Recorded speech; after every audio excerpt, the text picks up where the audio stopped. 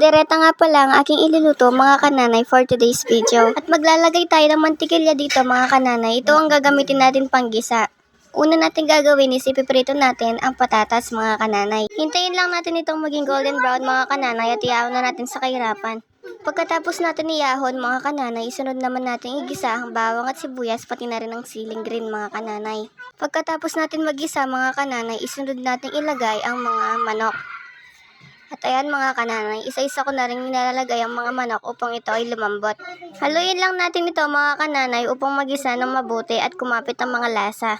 Pagkatapos noon mga kananay, takpan muna natin ito upang maluto.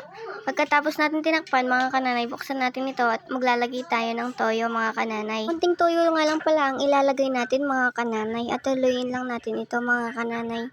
Pagkatapos noon, maglagay natin tayo ng paminta at magic sarap mga kananay. Pagkatapos noon mga kananay, naglagay ako ng konting asin. Pagkatapos noon mga kananay, inilagay ko na ang patatas. Hintayin lang natin itong kumulo mga kananay at naglagay na rin ako ng tomato sauce mga kananay. Ito ang sikreto para sumarap ang kaldereta mga kananay. Hintayin lang natin itong kumulo mga kananay hanggang sa maluto. At ayan mga kananay, luto na ang ating kaldereta. Kain po tayo. At hanggang dito na lamang po mga kananay. Salamat sa panonood.